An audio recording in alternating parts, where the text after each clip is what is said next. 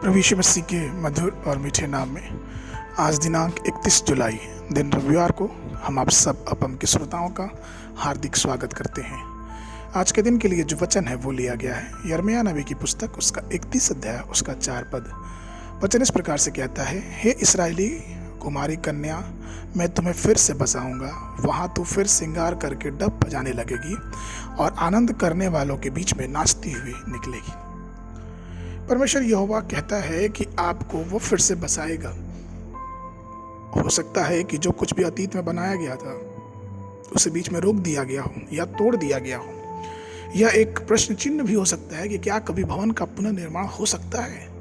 परंतु आज यहोवा आपको फिर से बनाने का वचन दे रहा है। एक धनी व्यक्ति था जिसने अपना भवन बनाना शुरू किया। जैसे ही इमारत की जमीन से कुछ फीट ऊपर उठाया गया वह आदमी बीमार पड़ गया और भारी नुकसान उठाना पड़ा, जिसके कारण उसकी अवस्था भी यह नहीं रही कि वो उस घर को बना सके। समय के साथ साथ भवन जर्जर अवस्था में होने लगा। लेकिन जब उसके बच्चे प्रभु की खोज में निकले तो बहुत बड़ा चमत्कार हुआ और परमेश्वर ने अप्रत्याशित स्रोत से उनकी मदद करने लगा और इस तरह से वह इमारत बहुत ही कम समय में एक शानदार तरीके से बन के तैयार हो गई। फिर उन्होंने अपने बेटे बेटियों की शादी ये पढ़े लिखे व्यक्ति से करा दी। दुर्भाग्य से शादी के कुछ महीने के भीतर ही पति पत्नी के बीच में कुछ कड़वाहट पैदा हो गई और उन्हें अलग होना पड़ा। जब लड़की अपने पिता के घर लौटी तो उसके माता पिता ने उसके लिए दिल से प्रार्थना की और परमेश्वर के प्रचुर अनुग्रह से उसके पति का हृदय परिवर्तन हुआ। वो फिर मुड़ के अपनी पत्नी के पास आया और फिर से उसका घर बन गया।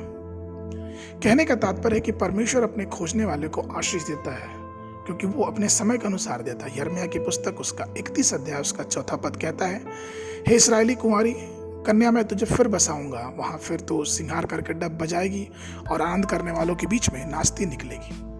हमको मालूम है कि मूसा को फिरौन की बेटी का पुत्र कहा गया। पवित्र शास्त्र प्रेरितों के काम 7 के 22 में कहता है, और मूसा को मिस्रियों की सारी विद्या पढ़ाई गई और वह बातों और कामों में सामर्थी था। 40 साल से अधिक समय तक वह शाही जीवन में रहने के बाद अचानक उसका जीवन रुक सा गया। वचन बताता है कि उसे मिस्र को छोड़ के भागना पड़ा। वो परमेश्वर की इच्छा को पूरी करने का प्रयास अपने तरीके से कर रहा था और सर्वशक्तिमान परमेश्वर ये नहीं चाहता था। भजन संहिता की पुस्तक उसके 28 के 5 में लिखा है कि वे यहोवा के कामों पर और उसके हाथों के कामों पर ध्यान नहीं करते, इसलिए वो उन्हें पछाड़ेगा और फिर ना उठाएगा।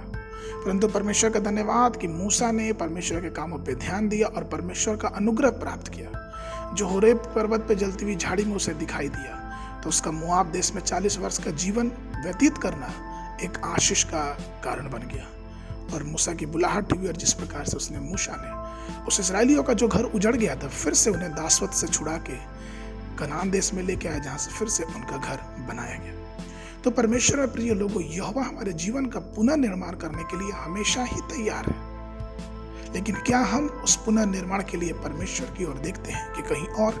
ये प्रश्न हमारे और आपके जीवन के लिए एक सोचने वाली बात है। तो आइए पूर्ण मन से हम परमेश्वर विश्वास करें और परमेश्वर हमें प्रतिफल अपने नियत समय पे देने पाएगा। आज के मन के लिए जो पद है वो लिया गया है यिर्मयाह नबी की पुस्तक उसका 31 अध्याय 20 पद। क्या प्रेम मेरा प्रिय पुत्र नहीं? क्या मेरा दुलारा लड़का नहीं? जब जब मैं उसके विरुद्ध बातें करता हूँ तब तब मुझे उसका स्मरण हो आता है, इसलिए मेरा मन उसके कारण भर आता है और मैं निश्चय उस पर दया करूंगा। यहोवा की यही वाणी है। बाइबल अध्ययन के लिए सुबह के समय भजन संहिता की पुस्तक उसका 55, 54, 55, 56 अध्याय, संध्या के समय रोमियो की पत्री उसका 3 अध्याय। परमेश्वर आप सबको आशीष